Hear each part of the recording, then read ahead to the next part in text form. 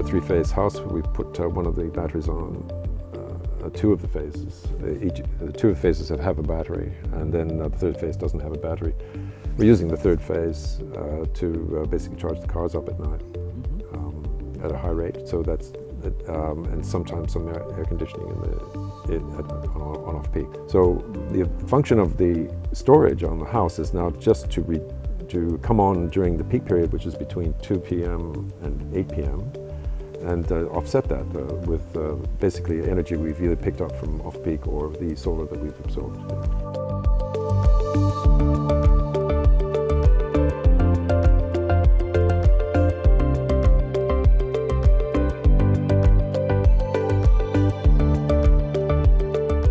It would probably be over 10,000 kilowatt hours a year. We have 2,600 kilowatt hours in the cars per year, and that's about 20% of the total. Our highest single usage is actually home heating in the winter. It's much larger than the cars. And so if you have to think about where you might attack the problem, it really probably will yield to energy efficiency measures in the home. This doesn't have actually that much. It's an older home, and it was a bit difficult to change in certain respects. So this is the inverter. The battery is just sort of a simple battery at this stage, and this controls the battery output or input according to certain instructions. It's going to be upgraded to deal with outages. So when the power goes off, this unit will switch in the battery and power the house. And so we'll have to have two of those, obviously, with 2 units.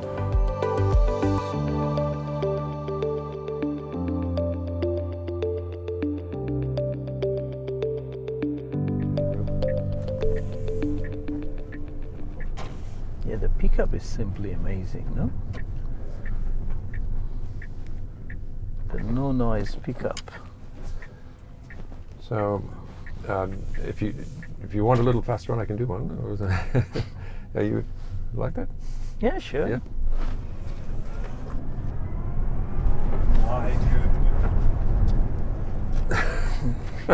83 within seconds, right?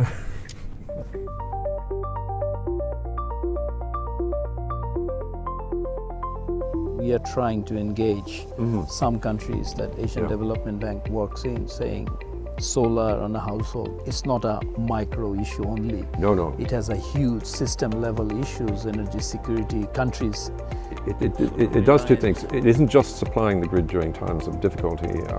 It's actually decreasing the cost of the grid, because what it does is take power that's currently used during the peak period, which means stronger connections, wires going to the houses and so forth, and also reduces the amount of generation needed at peak. But you are miles ahead. You already have 65%. Yes, yeah, and that's an incredible. That's the transport sector and basically the domestic sector. Yes. We're talking about. So that's very, very serious change in planning for the grid, for example, or planning for oil usage, or all of those things.